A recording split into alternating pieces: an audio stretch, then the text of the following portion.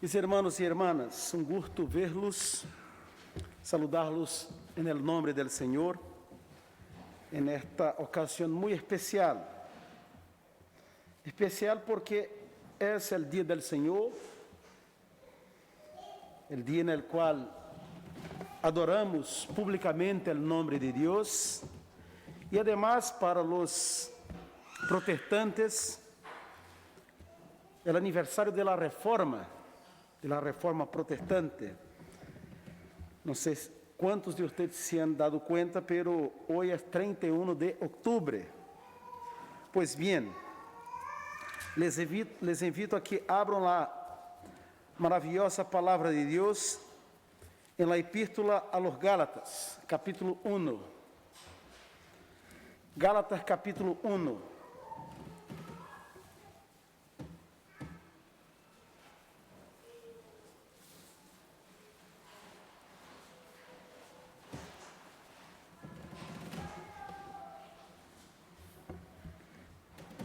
Gálatas capítulo 1, solamente el versículo 9. Gálatas 1, 9. Assim dice la palabra de Dios, como antes hemos dicho, también ahora lo repito, si alguno os predica diferente evangelio del que habéis recibido, sea anatema. Oremos. Señor, nuestro bondadoso Padre, alabado sea tu nombre, hoy y siempre. Gracias por la condición favorable que tenemos de reunirnos como una parte de tu pueblo y llevar a cabo este culto en adoración a tu santo nombre. Ahora, Señor, al momento de escuchar tu voz, de escuchar la enseñanza de tu palabra, reconocemos nuestra pequeñez, nuestra incapacidad natural de entender y aceptar tu evangelio. Por lo tanto, Padre, ten piedad de nosotros, que tu Santo Espíritu nos conduzca a tu voluntad a la luz de la porción bíblica leída. Quédate con nosotros, no solo los que están de manera física reunidos, sino también con aquellos que nos acompañan desde sus hogares. Es lo que te pedimos, Señor, y lo hacemos en el nombre de Jesús. Amén.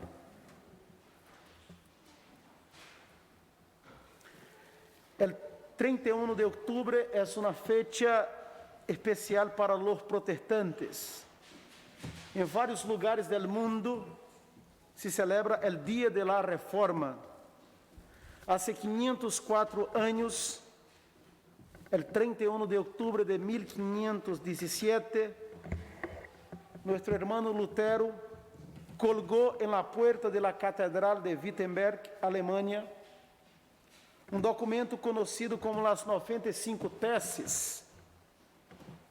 En Chile, desde 2008, la fecha es feriado.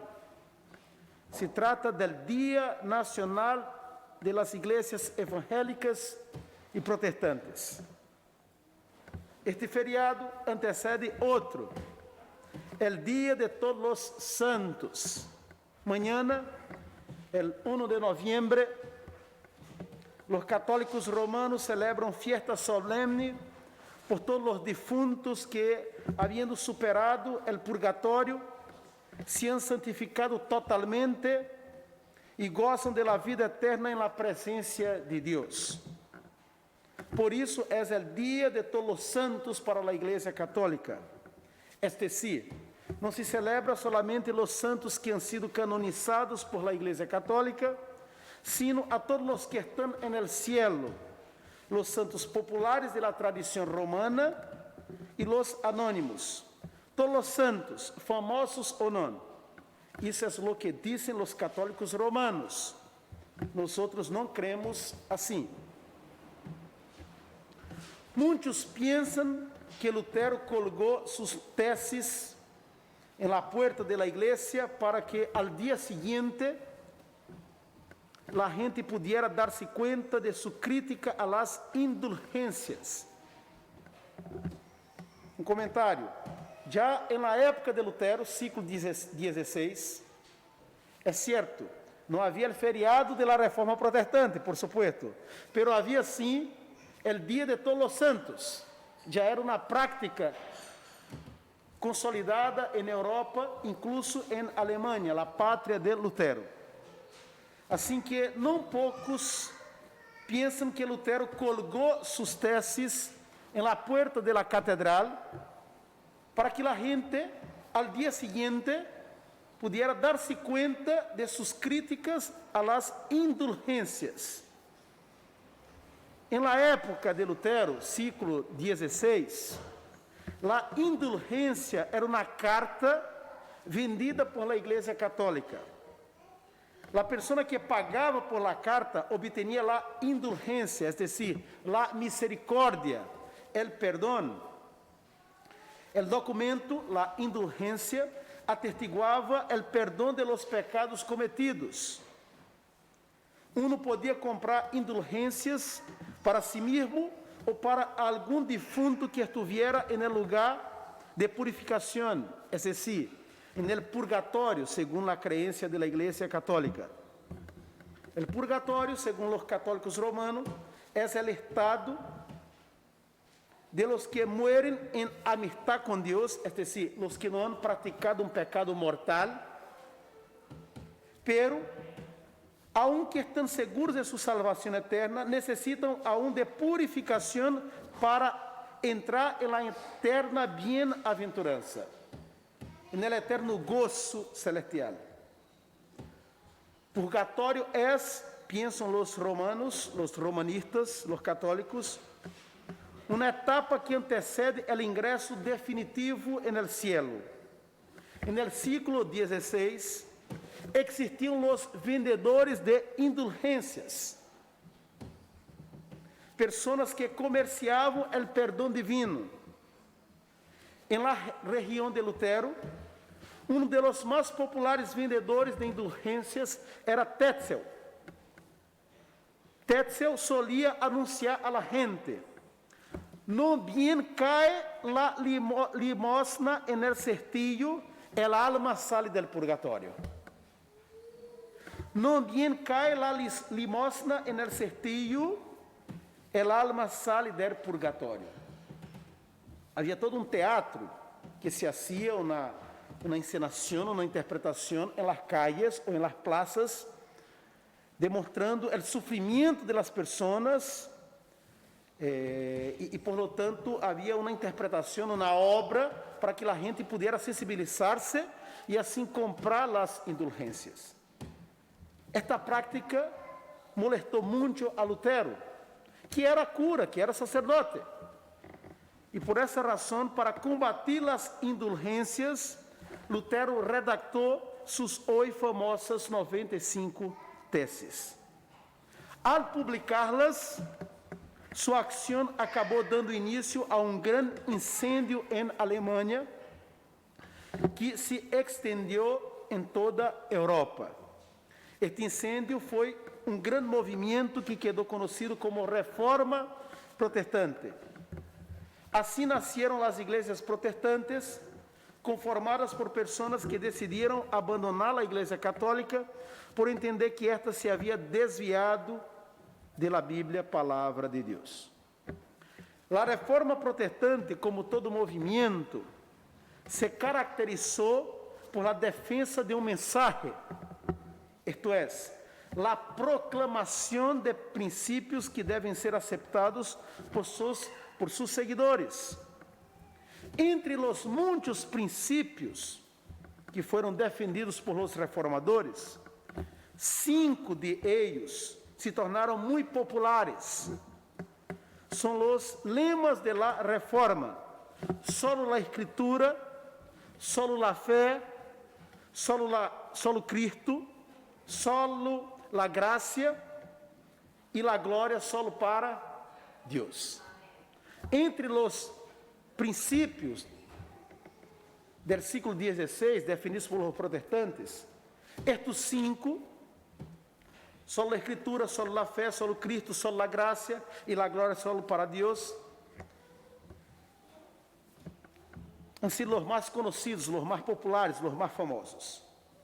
Estos princípios suelen ser conocidos como las solas de la Reforma. Sola es la palabra latina para solo o solamente.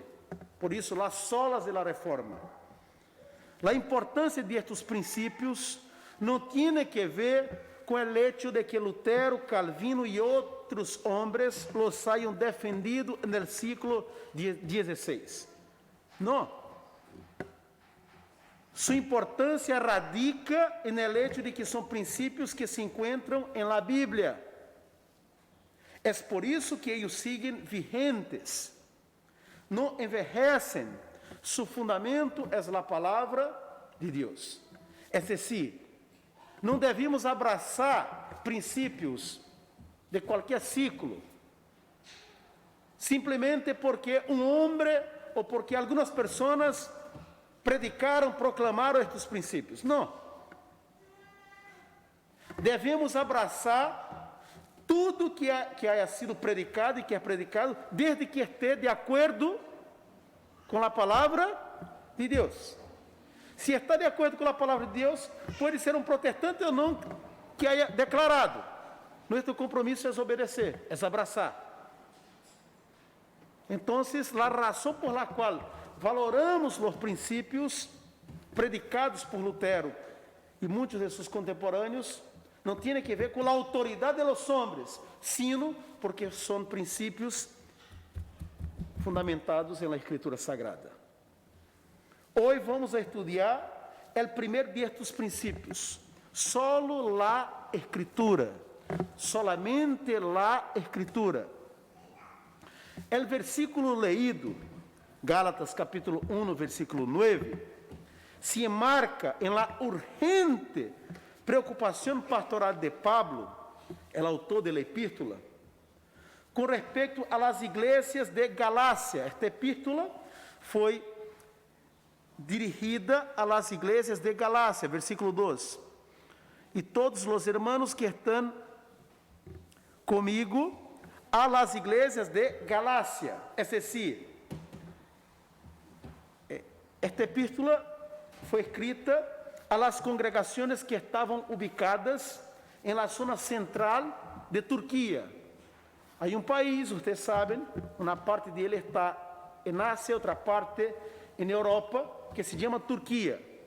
As igrejas de Galácia estavam ubicadas onde hoje é a zona central do país que leva por nome Turquia. Quais são estas igrejas? São 4: Icônio, Listra, Derbe e Antioquia de Pisídia. Estas igrejas haviam surgido a raiz da predicação de Bernabé e Pablo durante o primeiro viagem missioneiro. Lemos sobre estas congregações, Icônio, Listra, Derbe e Antioquia de Pisídia, em los capítulos 13 e 14 do livro de Hechos. Quando lemos nos capítulos 13 e 14 de Hechos, aí nos damos conta que Bernabé e Pablo predicaram o Evangelho e igrejas foram organizadas em dichas cidades ou dichos lugares. Há uma coisa que chama muito a atenção quando lemos o primeiro capítulo de Gálatas. Para percatar-nos de ello, é necessário comparar este capítulo com o primeiro capítulo de las demás epístolas generais de Pablo. Pero não vamos fazê-lo agora. Este exercício vocês podem fazê-lo durante a semana. Em todas as cartas que Pablo enviou a las iglesias, é decir, a exceção de las cartas que enviou a Timoteu, a Tito e a Filemón, em todas as cartas que Pablo enviou a las iglesias, Romanos, 1 e 2 aos Coríntios, Efésios, Filipenses, Colossenses, 1 e 2 a los Tesalonicenses, tras saludar a los hermanos, Pablo señala orar por ellos e, a vezes, diz rendir graças a Deus por ellos. Durante a semana, vocês podem fazer este exercício. echen una mirada, un vistazo en el primer capítulo de Romanos y de las demás epístolas a las iglesias, y ustedes se darán cuenta que en todas ellas, tras la salutación inicial, que también está presente en la epístola a los Gálatas, Pablo menciona orar, e a vezes eu agradeço a Deus, dou graças a Deus por la vida de ustedes. A única vez em la qual Pablo não menciona, tras sua salutação inicial, isso de orar e agradecer a Deus por la hermandad, é em la carta a los Gálatas. A lo que vou, tras o versículo 5, que é a salutação inicial, em vez de dizer, eu oro, me alegro por ustedes, he sabido que o evangelho ha progressado em meio vuestro, Pablo não hace isso. Pablo vai ao grano, já entra diretamente no problema, já ataca a ameaça que rodeava as igrejas de Galácia. Isso parece comprovar a urgência que Pablo tinha ao enfrentar a ameaça que rodeava as igrejas de Icônio, Listra, Derbe e Antioquia de Pisídia. A ameaça de los judaizantes. O grande problema, a grande ameaça a las igrejas de Galácia era o problema de los judaizantes, mais exatamente o discurso, o mensaje que os chamados judaizantes estavam esparcindo em meio a las congregações. Quem eram os judaizantes? É muito importante ter isso presente. Eram os hermanos, eram creyentes, pero eram os hermanos del partido de la circuncisión, por assim decirlo. Fíjense que Pablo menciona que Barnabé e ele foram encargados de levar a cabo seu ministério entre os gentiles, ou seja, entre aqueles que não eram judeus. A diferença de Jacobo, Cefas, Pedro e Juan, dedicados ao ministério entre os de la circuncisión, isto é, entre os judeus. Capítulo 2, versículo 9. E reconhecendo a graça que me havia sido dada, Jacobo, Cefas, que é Pedro, e Juan, que eram considerados como colunas, nos deram a mim e a Barnabé em português, isso me complica a vida. Eu creio que quando vou levar a Brasil, Deus mediante, em vez de dizer Barnabé, allá eu vou dizer Bernabé. Porque acá, em vez de dizer Bernabé, eu hablo Barnabé. Ok, desculpa. E a Bernabé, la diestra em señal de companheirismo, para que nós fuésemos a los gentiles e eles a la circuncisión. É decir, Jacobo, Pedro e Juan se dedicariam, como se dedicaram, a predicar o evangelho entre os judíos, entre os israelitas, os de la circuncisión, e Bernabé e Pablo levariam a cabo seu ministério entre os gentiles. Os judaizantes eram os cristianos judíos que aún não haviam entendido que os cristianos gentiles estavam liberados da obrigação de observar as cerimônias religiosas do Antigo Testamento. Os judaizantes soliam exigir de los gentiles que se sometieran a la circuncisión, que não comiesen alguns alimentos que eram proibidos para os judeus, que respeitaran o calendário religioso de Israel, entre outras coisas. Tentando mais ou menos buscar uma comparação, seria quase semelhante à seguinte situação. Estamos em Chile, amém? Acá nesta congregação, nesta membresia, há hermanos que não são chilenos. Há gente de Brasil, de México, hasta hace pouco, de Coreia del Sur, de Peru, de Bolívia. Seria mais ou menos como se os chilenos, os membros da igreja chilenos, passaram a exigir de los hermanos que não são chilenos, que bailen la cueca, que vistam la polera de Chile em los partidos de Chile, em las eliminatórias, ou que celebrem com muito gozo o 18. E exigir isso de aqueles que não são chilenos, como se isso hiciera parte da essência da irmandade em Cristo. Esse é um exemplo um tanto rudo, mas mais ou menos isso passava na época do Novo Testamento. Com a diferença que, na cultura dos judeus, religião e cultura não se separavam. Eram uma só coisa, porque durante séculos, todas as expressões culturais tinham que ver com a religiosidade dos próprios judeus. Então, este problema, esta situação, se manifestou de maneira muito forte na época de los apóstoles. Em seus primeiros anos, a igreja cristiana conheceu este debate e teve que apagar alguns incêndios, producto da insistência de los judaizantes, que exigiam a observância de dichas coisas por parte de los creyentes gentiles. É interessante também ver o relato de Pablo sobre uma situação que passou entre ele e Pedro. Acá no capítulo 2. Eu vou pedir a algum voluntário ou voluntária que leia para nós, no capítulo 2, do versículo 11 ao versículo 16. Um irmão ou uma irmã, por favor, que se candidateia a fazer esta leitura. Irmã Brisa, por favor, escutemos, veamos o que Pablo relata em Gálatas 2, do versículo 11 ao 16.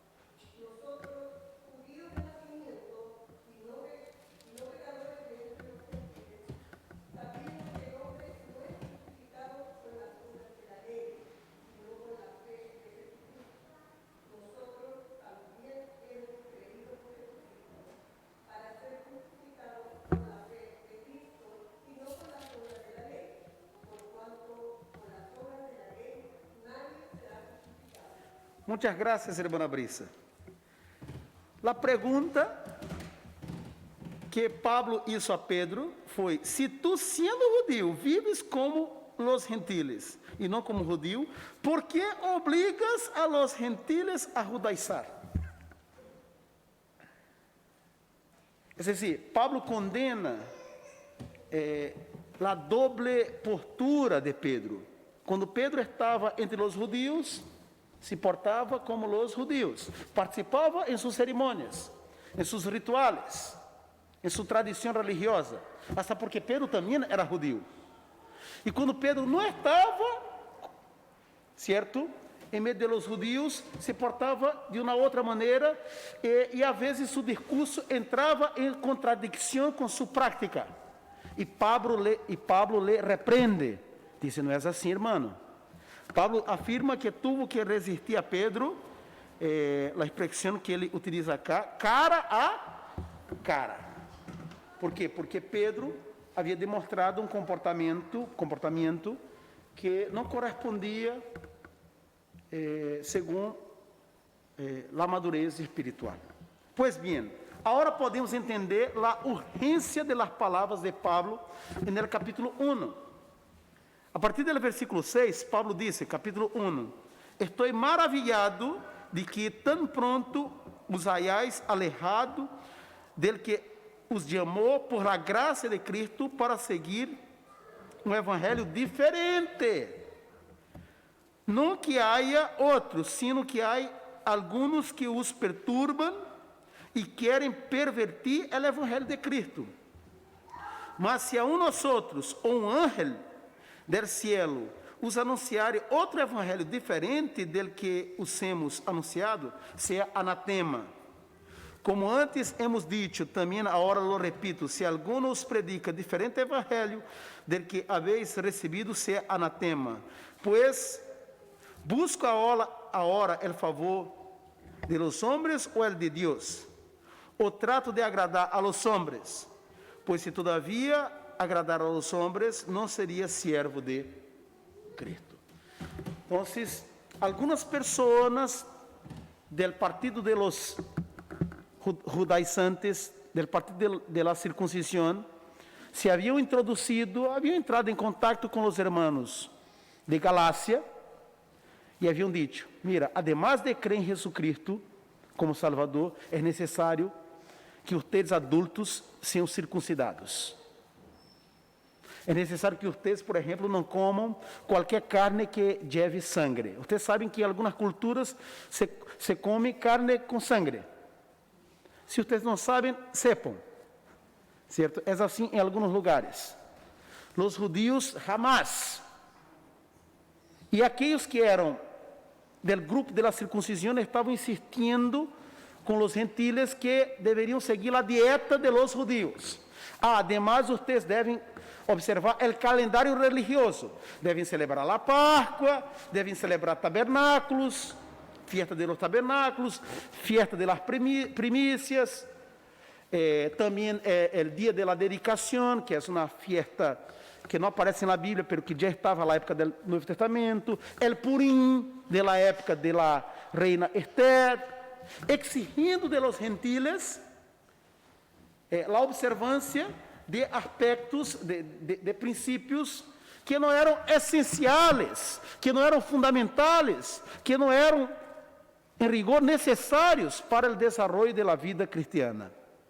Então, Pablo afirma: as pessoas que han dicho isso, han entregado, han apresentado um evangelho diferente. E eu me impressiono, eu não logo creio, como vocês, hermanos de las iglesias de Galácia, como vocês han creído, han abraçado este tipo de enseñança. Estou maravilhado de que tão pronto os hayáis alejado del que os chamou por la graça de Cristo. Então, Pablo repreende a los hermanos de Galácia por haver escuchado e haver creído nesse tipo de discurso, pero também les anima a seguir firmes solamente em Cristo e não em tradições de um pueblo. Capítulo 5, solamente los versículos 1 e 2. Estad pues firmes en la libertad con que Cristo nos hizo firmes, no, libres, y no estéis otra vez sujetos al yugo de esclavitud. E aqui eu, Pablo, os digo que se circuncidais, de nada os aproveitará Cristo. É decir, se vocês põem em prática lo que os hermanos judaizantes estão dizendo, esta tonteria, este erro, esta equivocação, Cristo, de nada aproveita Cristo. O sacrifício de Cristo, vocês estão como que desechando a obra de Cristo. A obra de Cristo é suficiente, não é necessário obras de la lei. Não é necessário obras que tenham que ver com o calendário do povo judeu. E fíjense que Pablo era judeu. Seria muito natural que Pablo exigiera a los gentiles abraçar, poner em prática o que era próprio de seu povo, mas não lo hizo. ¿Por quê? Porque Pablo entendia que a salvação é por graça, é dom, é regalo, não tem que ver com obras humanas. Que coisa maravilhosa.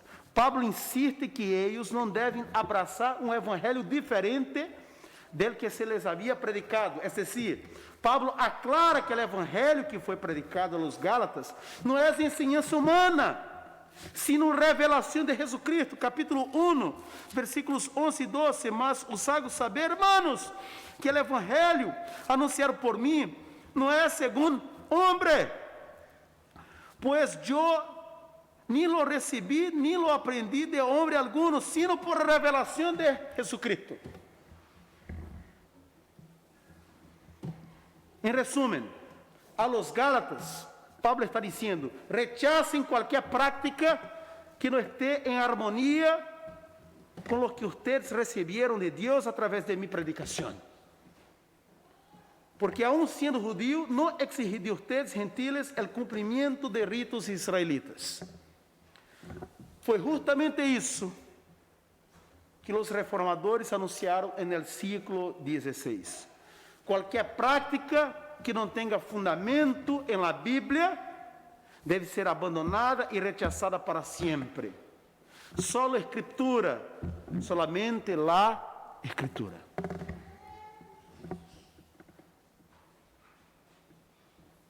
Por exemplo, quando Lutero se apresentou ante o imperador Carlos V e alguns de los mejores teólogos de seu tempo para responder sobre suas afirmações em la chamada Dieta de Worms, em la Assembleia de Worms, ele dijo, escutem a declaração de Lutero: se não me convencem com a Sagrada Escritura ou por la razão evidente, eu não puedo retractar-me porque minha consciência é cautiva da palavra de Deus.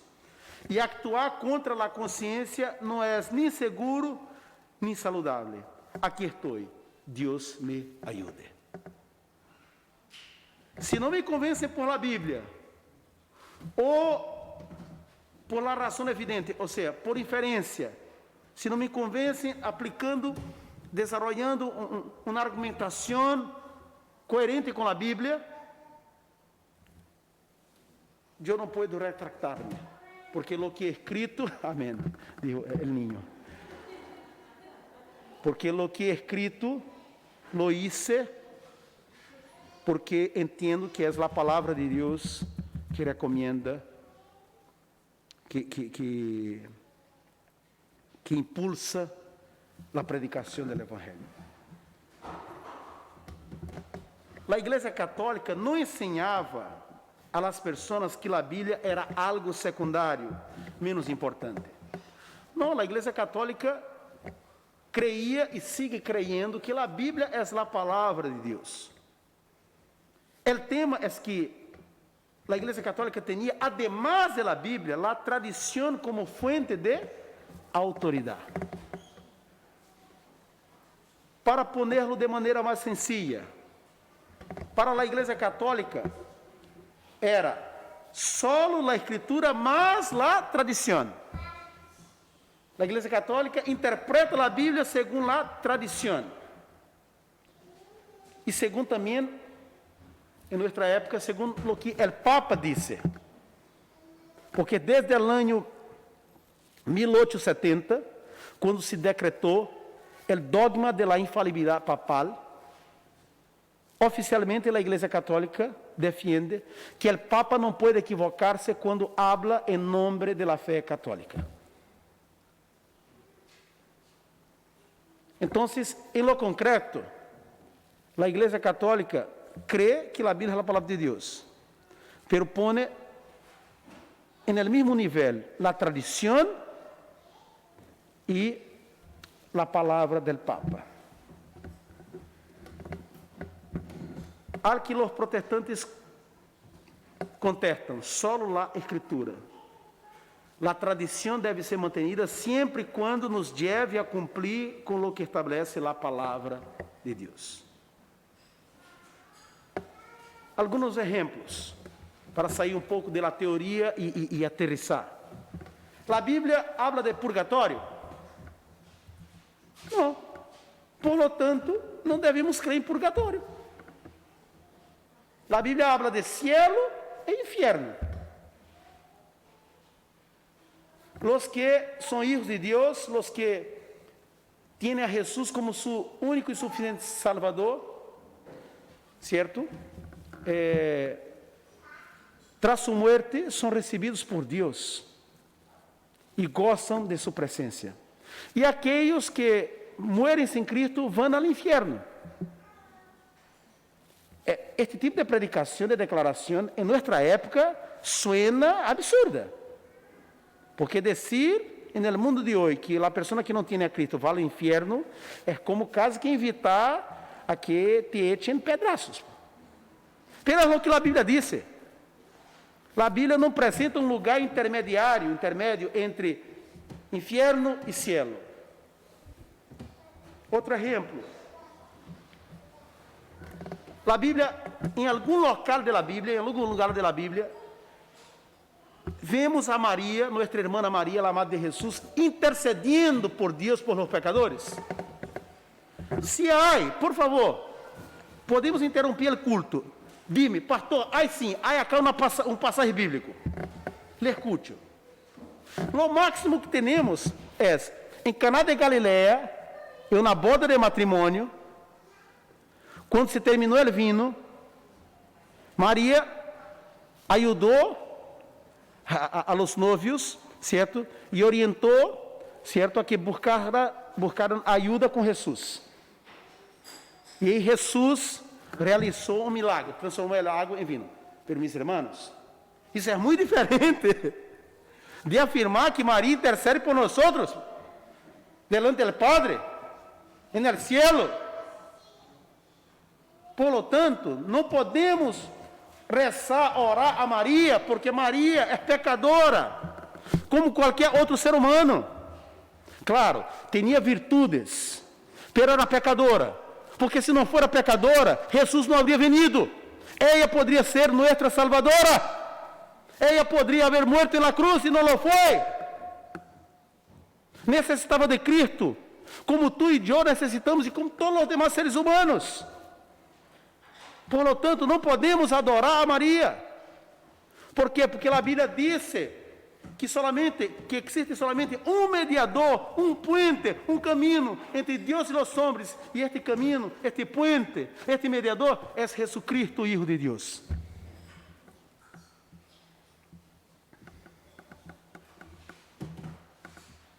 Por outra parte, a Bíblia habla de la Trinidad. A Igreja Católica crê na Trinidad. A Bíblia habla de la Trinidad, Deus Padre, Deus Hijo, Deus Espírito Santo. Amém. Habla em vários passagens. Então, nós outros cremos na Trinidad. Pero os católicos também creem. Amém. Que bueno. Porque estão creyendo em lo que diz a Bíblia. Então, o ponto não é, eles são católicos, nós somos protestantes, se eles creem em algo, nós outros não. Esse não é o tema. O tema é, há base bíblica? Se há base bíblica, vamos a dizer amém. Pero se não há, não temos obrigação de seguir qualquer coisa. A Bíblia habla da segunda vinda de Cristo? Habla. Então, é lícito, é natural esperar o regresso do Senhor e orar. A Bíblia habla de 7 sacramentos? Não. Habla de 2. Não com este nome, sacramento. Habla de ordenanças. A Santa Cena, que reemplaça a Páscoa, e o bautismo, que entendemos que reemplaça a circuncisão. Não habla de 7 sacramentos. Não habla de extrema unción. A Bíblia habla de celibato, que os líderes da igreja, os presbíteros, devem praticar celibato, não devem casar-se. Não habla. Incluso Jesus sanou a suegra de Pedro, que foi um apóstolo. Então, se uma pessoa quer seguir a vida celibatária, quer seguir este caminho, podemos respeitar. E há pessoas que lo fazem por amor a Deus, para dedicar-se mais à la predicação, ao ministério. Pero exigir isso e poner isso como uma condição para ser líder na igreja não é bíblico. Então, há que ter cuidado, meus irmãos. De essa maneira, o princípio de solo a Escritura é um princípio elementar na vida da igreja. Um irmão nosso do passado, Benjamin Warfield, foi preciso al dizer: só a Escritura é a pedra angular do protestantismo universal. E neste princípio se assenta o protestantismo o cae. Em outras palavras, a Bíblia é o critério para decidir o que devemos manter ou não em nosso culto e em nossa vida. O princípio de solo da Escritura revolucionou a Europa no século XVI e o mundo em los siglos seguintes. As missas da Igreja Católica eram realizadas em latim e assim foram hasta a década del 60 del século passado. Imaginem lo que significava para a gente ir à missa e não entender lo que era dicho por el cura, que dirigia a missa de espaldas à congregação, mirando o altar com as imagens. Minha mamá tem 76 anos, nasceu no ano 1945, por lo tanto, minha mamá le tocou frequentar a Igreja Católica antes do cambio da língua, porque as missas passaram a ser realizadas em los idiomas modernos, espanhol, português, inglês, certo? A partir de meados da década de 60, quando se realizou o Concílio Vaticano II. Este concílio terminou no ano 1965. Então, a minha mamá, quando era jovencita, le tocou ir a missas da Igreja Católica que eram rezadas em latim. Então, assim, na ocasião, eu perguntei, minha mamá, que entendia você de lo que o cura dizia? Marconi, eu não entendia nada. E minha mamá passou a repetir algumas frases. Sabe quando não escute uma música em língua inglesa? Isso é muito comum entre os adolescentes e os jovens. Não sabe o que a música, a letra diz, pero lhe gusta a melodia. E a canção, ou na parte da letra, se queda pegada no cérebro, e uno passa a repetir as palavras sem saber o que está dizendo. E minha mamá me declarou umas 2, 3 frases que se recordava de sua niñez, de quando ia à Igreja Católica, quando a missa era rezada em latim. Imaginem vocês que as missas, durante quase 2000 anos de história, foram realizadas em língua latina. E solamente a gente, um grupo muito pequeno que frequentava, que era a gente culta, que havia aprendido latim, lograva entender o que o cura dizia. A reforma, por la graça de Deus, cambiou este cenário.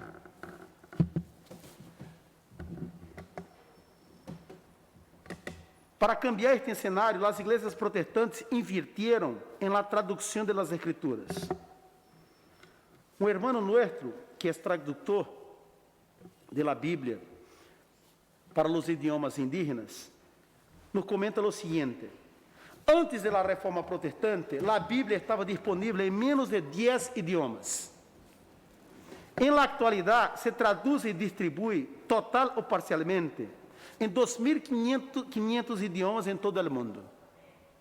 Solo em la cidade de Ginebra, bajo a direção do reformador Juan Calvino, ou seja, no século XVI, houve 38 talleres de impressão para a reprodução da Bíblia e panfletos apologéticos a mediados do século XVI, involucrando a mais de 2.000 pessoas no trabalho de impressão e distribuição de textos bíblicos, material em países vecinos bajo risco de prisão ou morte.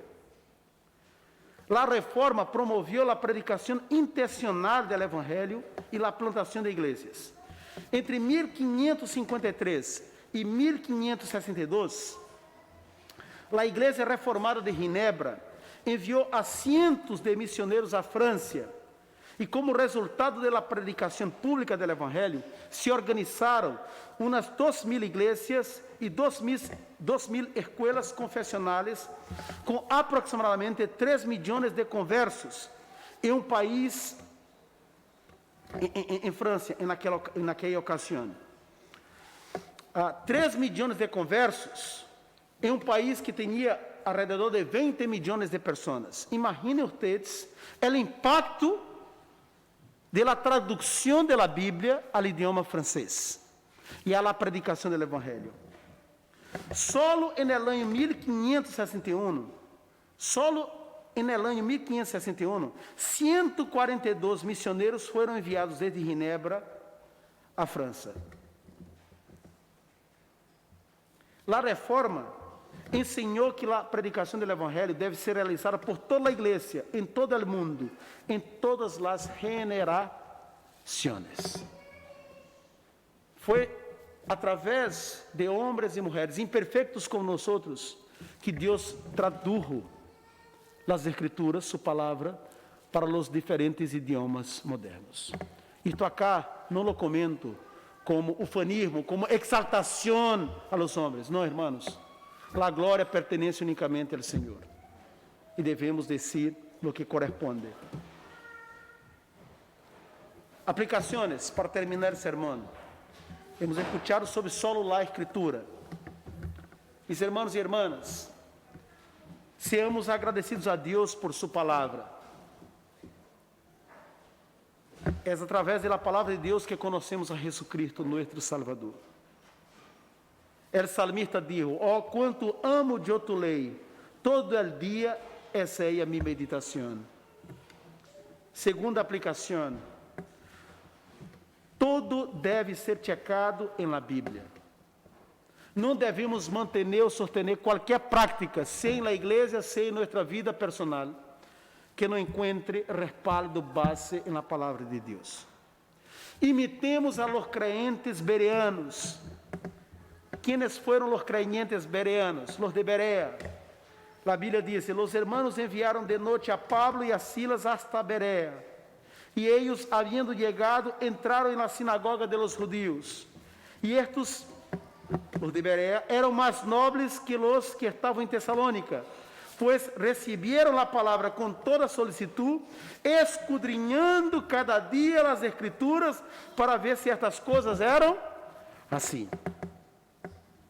E nesse marco de conferir nas Escrituras se a predicação é bíblica, devemos valorar as boas tradições. Que são, pastor, as boas tradições? São as tradições que não hierem a palavra de Deus. Exemplo, a escola dominical. A escola dominical não é uma instituição bíblica. A escola dominical foi criada no século 18, a fines del siglo XVIII, alrededor de 1780, en Inglaterra. Pastor, não é bíblica, pero nos impulsa a estudar a palavra de Deus, a profundizar nosso conhecimento na Bíblia. É uma boa tradição.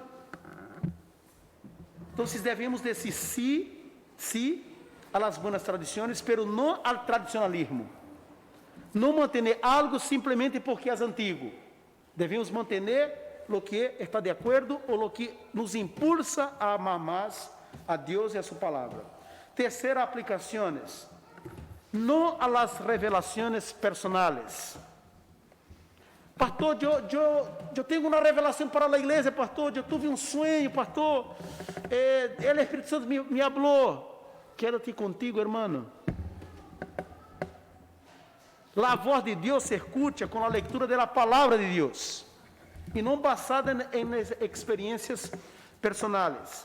O mesmo Pablo afirma neste capítulo: mas se a nós outros, ou um anjo del cielo, os anunciarem outro evangelho diferente del que os hemos anunciado, sea anatema. Deus habla a seu povo através da Bíblia. Quer escutar a voz de Deus? Leia em voz alta a palavra de Deus na Bíblia. Você vai escutar a voz de Deus. Não ao experiencialismo. Que é isto, pastor? ênfase em la experiência. Pastor, é que eu tive uma experiência com o Senhor. Meu irmão, não é a experiência tua, não é a do pastor, não é de la irmã ex, que deve servir de referência à igreja. As experiências são importantes para o cristiano en el âmbito de sua devoção personal, desde que estén de acordo com a Bíblia, pero não devem ser a base de qualquer enseñança na igreja. Está claro isso, irmãos? Uno não pode entregar uma enseñança à igreja basada em sua experiência. Por quê? Porque é sua experiência. Me explico. Há pessoas que são convertidas por Deus e quando são convertidas, choram. Choram e têm como que um êxtase, uma experiência muito forte da presença de Deus. Há outras pessoas que são convertidas e que não choram. Há outras pessoas que nem sequer se acordam do dia da conversão. Há pessoas que Deus convierte quando elas têm em sua adolescência, outras em sua juventude, outras em la idade mais adelantada, quando são ancianas. A lo que foi, a forma como Deus atua em tu vida não é como Ele necessariamente vai actuar em la vida de outra pessoa. Entendem? Assim que eu não posso ensinar ou estabelecer uma ensinança na igreja basado em minha experiência, porque ela é minha experiência e não tem como ser evaluada por as demais pessoas. O que sim pode ser evaluado e checado é se a predicação está de acordo ou não com a Bíblia, porque à medida que uno lê e explica, a igreja pode evaluar se isso, certo, coincide com o conteúdo da palavra de Deus, como hicieron os creyentes de Berea, que escudrinhavam a Bíblia para ver, para verificar se o que Bernabé e Paulo diziam, certo, correspondia. Quinta aplicação: ojo com a tibieza espiritual. Los hijos de Deus escutam a voz del buen pastor que é Jesus, le siguen e le obedecem. Cuidemos de nossa devoção personal e valoremos as instâncias de enseñanza pública de la Escritura, como o culto, onde há predicação, como a escola bíblica, como os estudos bíblicos e outros eventos. A Timoteo, Pablo dijo lo seguinte, e isso serve para todos nós: ten cuidado de ti mesmo e de la doutrina, persiste en ello, pues haciendo esto, te salvarás a ti mesmo e a los que te oyeren. A Bíblia afirma que a fé viene por oír a palavra de Deus, verdade? Podemos inferir, se a fé viene por oír a palavra de Deus, se uno não escute a palavra de Deus, a fé se debilita. Porque há creyentes que são pura flojera? Porque há creyentes que não impactam seu entorno? Porque não tomam em sério a palavra do Senhor e o compromisso personal com o Senhor. Necessitam ser avivados no bom sentido da palavra. Finalmente, seamos humildes e cuidadosos ao interpretar a Bíblia. O hecho de reconhecer o princípio de solo a Escritura não significa pleno entendimento da Bíblia. O hecho de ser habitados por el Espírito Santo, que é nosso maestro, não significa dizer que vamos a ter a capacidade a lograr entender qualquer passagem bíblico de maneira profunda e completa. Humildade. Que nossa atitude seja a mesma del salmista, que orou ao Senhor assim: enséñame, oh Jeová, el camino de tus estatutos. A Deus seja a glória por sua bendita palavra. Solo la Escritura. Amém.